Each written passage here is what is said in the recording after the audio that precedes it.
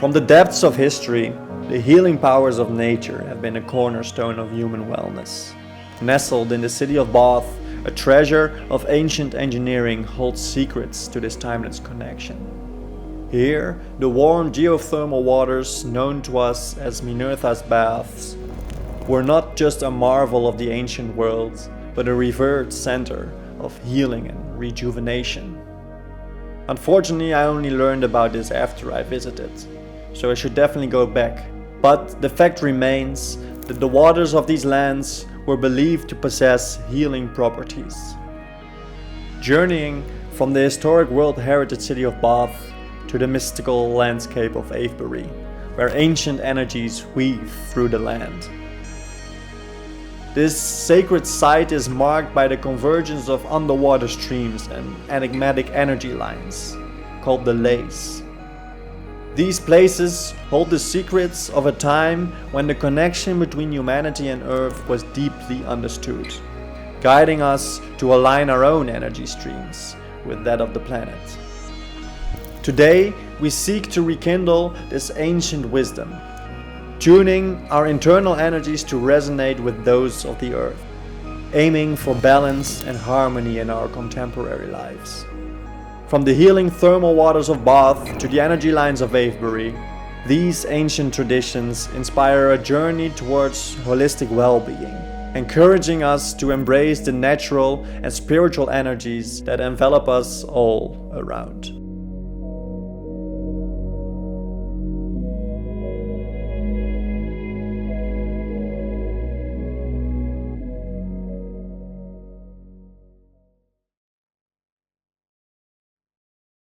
It's 9 o'clock. We're getting back in the car for another field trip in the vicinity of Avalon, the ancient name of this the kingdom of King Arthur, the lands. And yesterday we went south. I think we followed the St. Michael line to the south, where the rock or the castle of Merlin's castle was, in Tangel. And now we're following that line upwards towards Avebury, but we're making a little circle. So we're gonna visit Bath, Avebury and Stonehenge. It's pretty interesting. I took the little booklets from Kasia, and of course, like Stonehenge is the one that we're most familiar with. That's the famous one, the most touristic one as well. But actually, Avebury also has exactly these same kinds of old stone circles, and it's way less familiar. What I was mentioning, Avebury is actually the center of the Michael line, and what you see here, this diagonal line that goes through England, these are called ley lines, and they are like energy lines of the planet, and they have intersections and they cross basically all over the world. And this specific ley line is called the St. Michael line, and all these big stone circles and geometric shapes, they're all placed on exactly this, like on the, if you would follow this line, and also these mounds that I was talking about, they are placed there. So, and Avebury apparently is really the middle of the line, if you would cross from if you would see it like along England. Today is gonna be the grand finale, and I hope you're all ready for this, because I think it's gonna be pretty awesome. Let's go. It was amazing ride, like still on the playlist of my mom. And then the weather today is absolutely fantastic. It's like super bright, and I had so many ways through the countryside and beautiful views and cute cities. It's really amazing. But now we're arrived in Bath, and Bath is a World Heritage City. So we're gonna have a quick stroll through the center, like for about an hour, have something to eat, quick breakfast, quick brekkie, and then head off to Avebury. Yes, let's see what this city is offering.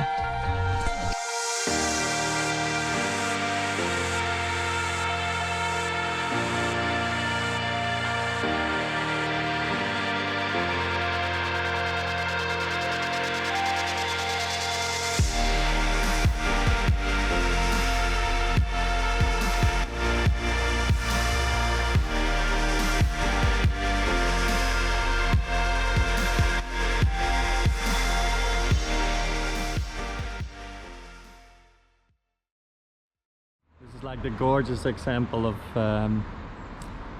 how these kinds of buildings have these windows inside of them which follow the what's it called, seismography or something like that. It's basically the visualization of sound waves into shapes, and if you would like put like sand on a black plate which is vibrating in a certain frequency, it gets a certain shape. And these kinds of windows, they are definitely also designed with that kind of thing in mind. And there's also the pentagram inside, so that's like a clearly occult symbology. These buildings, they also had like way more purpose, different kinds of purpose than we are being told or made to believe at this point.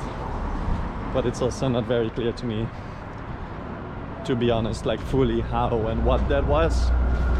Just I feel that there have been multiple resets of societies building upon each other, like pancaking on top of each other, and it could have been that we, like, our current civilization is building on top of like these kinds of buildings that have been built by previous civilizations that got wiped out by some kind of reset. And there's much more that goes into this. I'm not completely making this all up. Like there's definitely like research that can back this stuff up, and that's basically what that Phoenix cycle comes in, which I talked about through the books. But it's a bit more, you should check out your KX YouTube channel if you want to figure that stuff out more. It's not really my expertise, just an interest. And just to make like maybe a small clarification with like the pancaking of civilizations on top of each other. Of course, we're all familiar that this was like, there have been like different ages and ways that we as society were dealing with each other. But I didn't mean it in a sense of a linear progression. It's more that like a cyclical progression, where every time we start over and we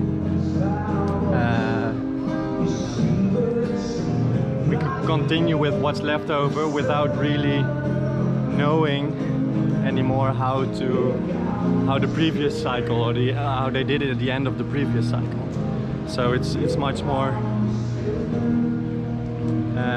the loss of knowledge with every new civilization that goes through these kinds of cycles. Because if we would really do it linearly, that would work out then, and we would build up top on like the beauty of these kinds of structures, then we should now be able to make even more beautiful stuff and even more insane, really cool shit. So, and that's clearly not the case, because everything that's being built right now is but ugly and really low quality shit. So that wouldn't make sense if we would progress from that level of sophistication to where we are right now. That's what I mean. I saw some really cool pictures on on Google. So I think it's gonna be, and if it's World Heritage, then it usually is a good sign. But there's some cool shit to see.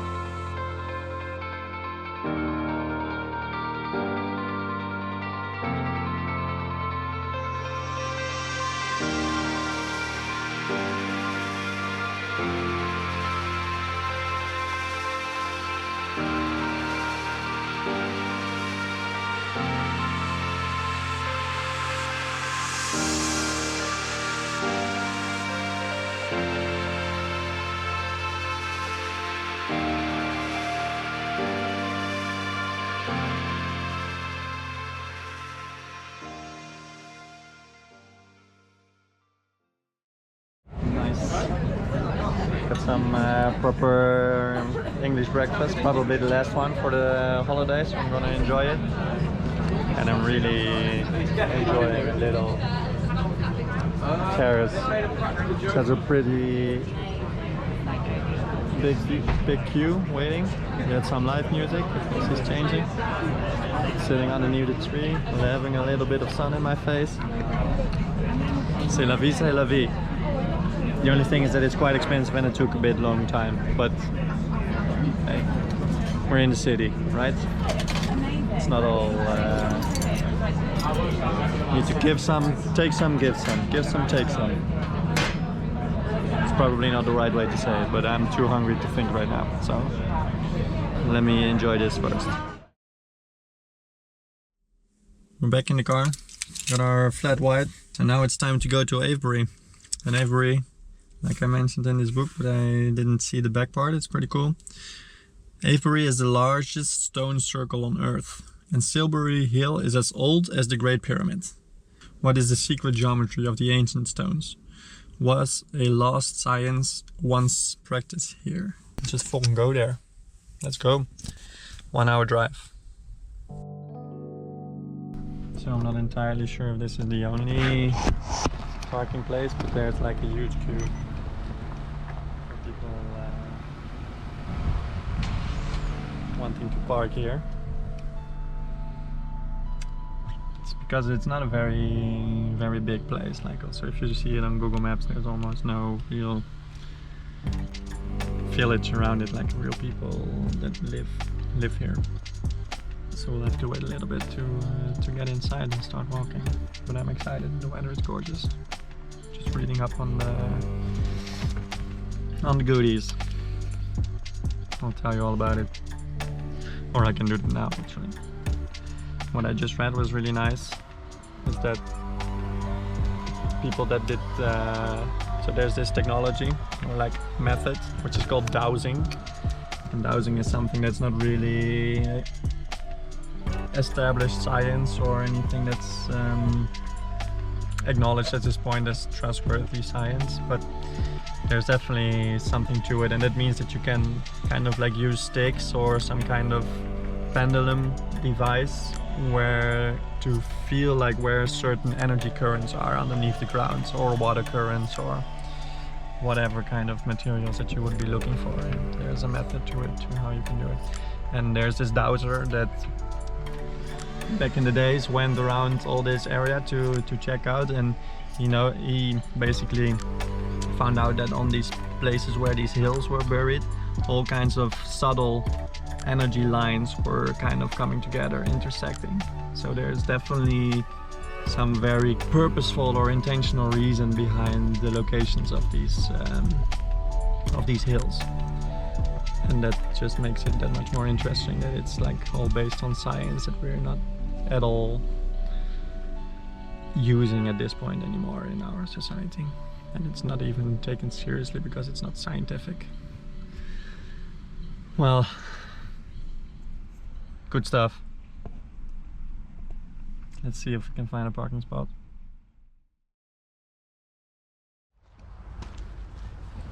Okay, car is parked. See if that's good weather that I don't need a jacket. Let's check it out.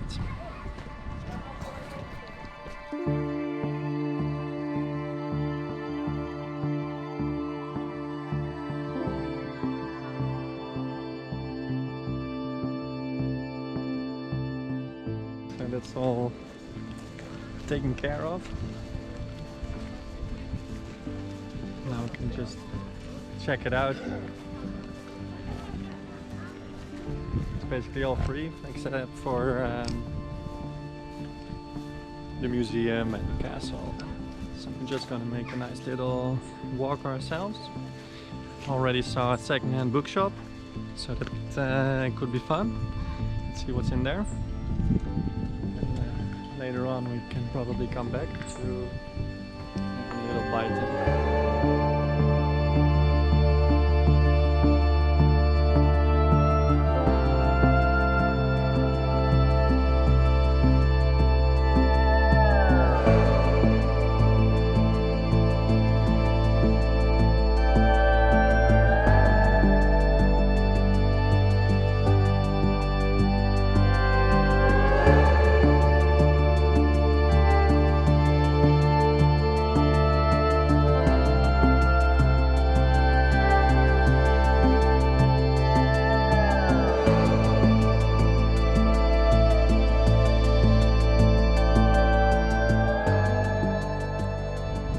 These are like huge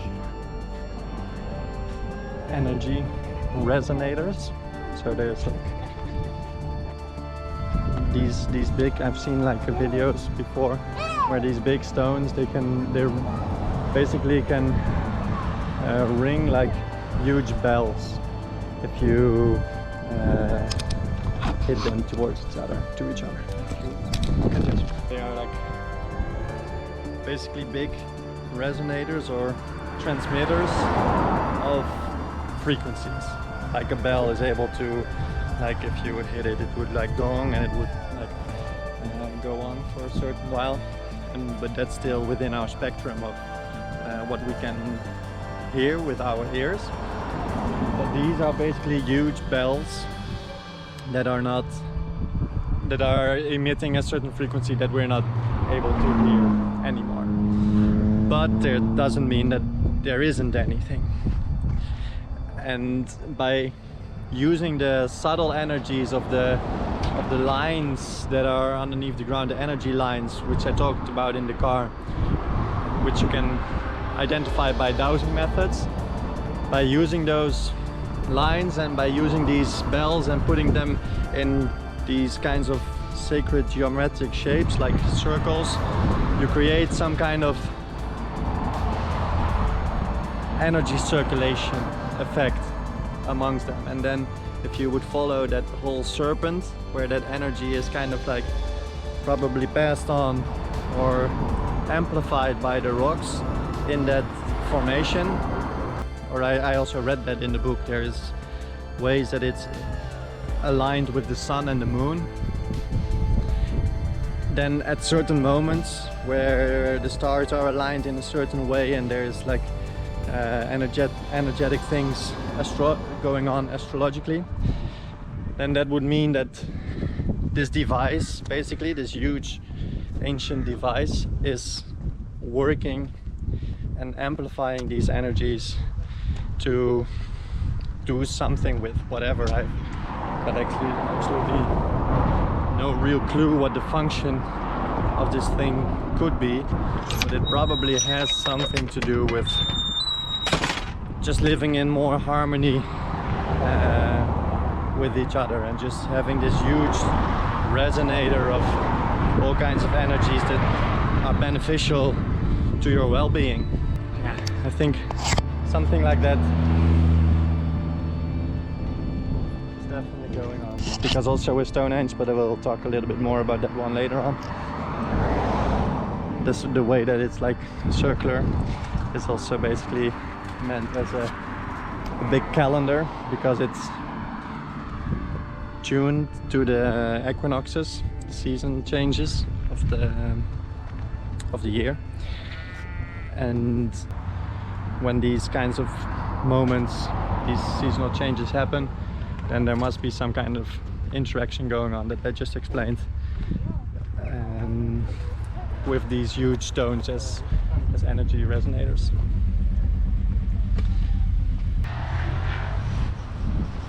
And I'm not saying they're aliens, huh? That's like all kinds of bullshit myth that is being passed around. That these kind of things like the pyramids would be basically created by ancient aliens that were living on a planet way before us.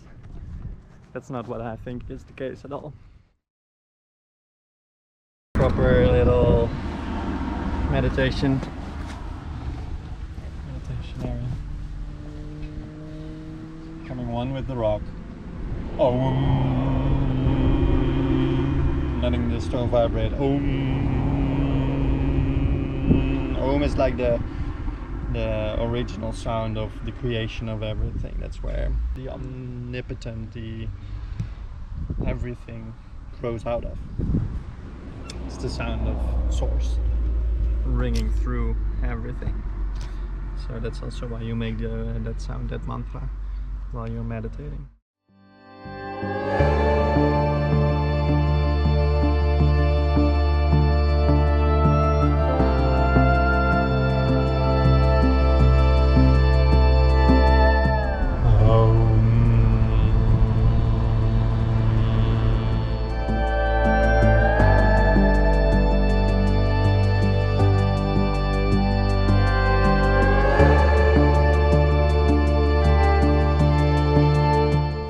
Is the case that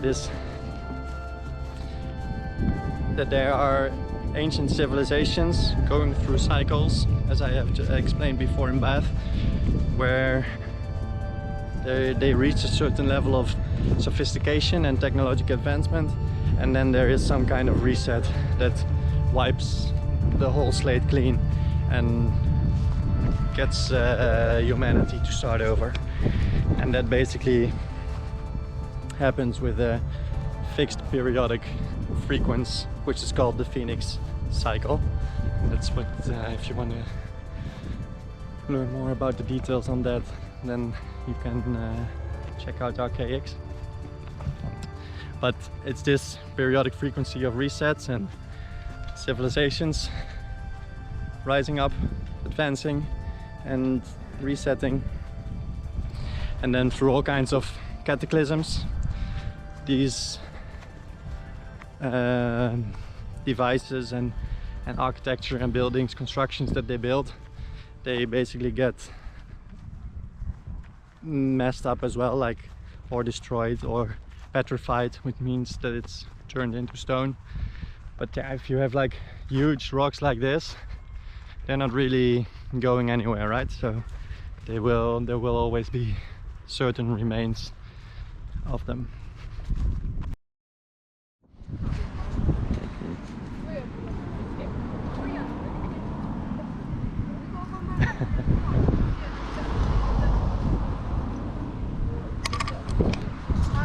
Genius. The kids are doing the Om meditation.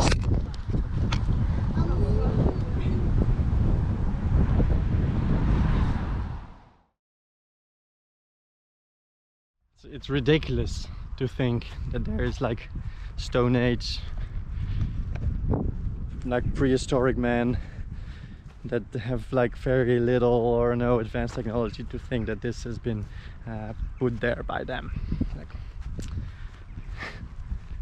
if you realize like all the knowledge and all the science that is behind it, where it's actually stuff that we are not even applying anymore in our civilization, that advanced, then it's like ridiculous to believe that fairy tale. So basically the circle continues all the way from there. So that's where we came from, and we are like going up the hill a little. Pretty good view to have a little bit more distance from everything, and then you have the smaller stones in the middle, in the inner circle.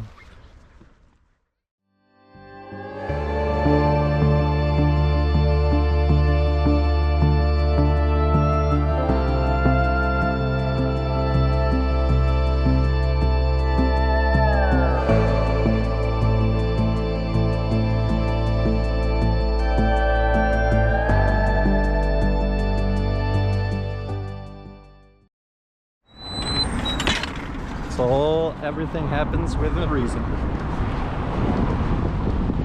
Let's continue to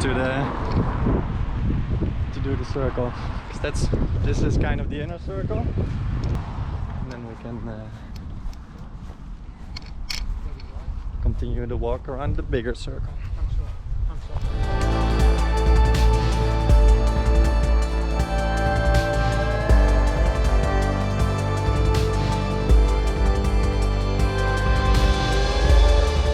Actually, I really felt super clear vibration in where the back, like a back part of the stone, when my back was resting against like a little stop from the stone, and it like was really touching my heart chakra from through where my angel wings kind of touch. Like if you put those things together, your shoulder blades, and that's where kind of like if you extrapolate the lines of the points of your shoulder blades, that's where your heart chakra is, the back side of it, and that's exactly where the stone was pointing in. And by making that ohm sound, I really felt that my heart was vibrating with it, so it felt super nice. So we tuned ourselves, we tuned our, that's like energetic tuning of the chakra systems with the Avebury energy device. Let's quickly check out that second hand bookstore.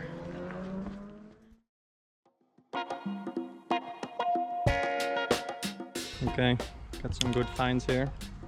First of all, I found this. Looks like a nice old one, which is cool. It's like William Blake is also quite known for being a mystic and using a lot of symbolism in his works of art. And this is basically a collection of some poetry. And I saw that there were like poetry that was called like the Prophecy of America and the Prophecy of Europe.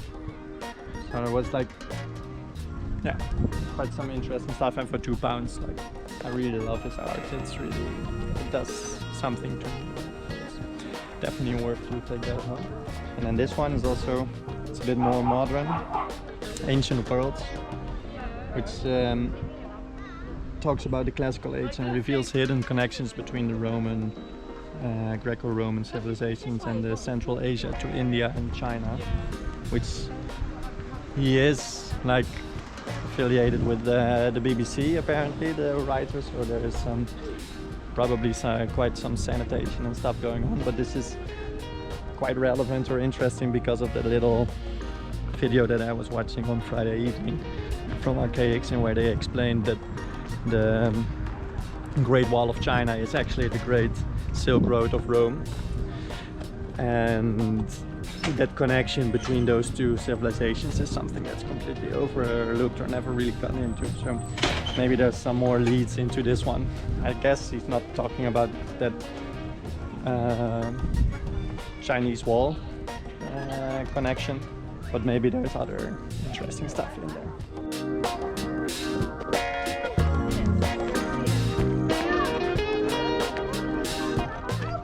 So here's a little bit of mainstream information on why this is a special place.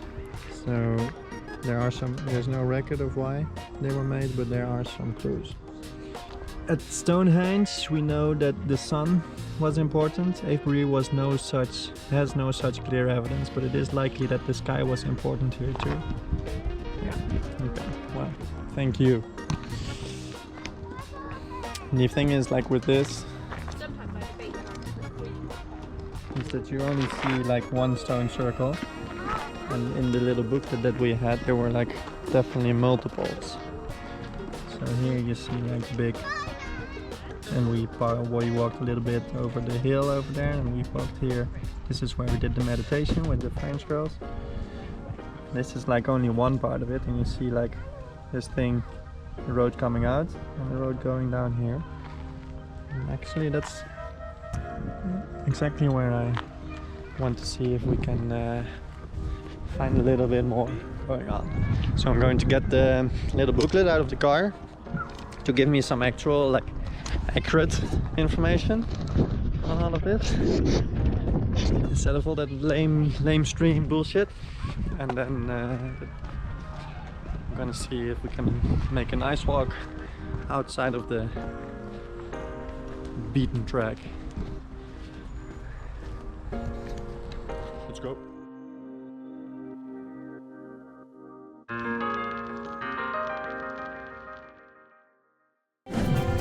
Join the Yours to Source emo course today, subscribe to my mailing list, and ensure you never miss a step on this journey of spiritual growth.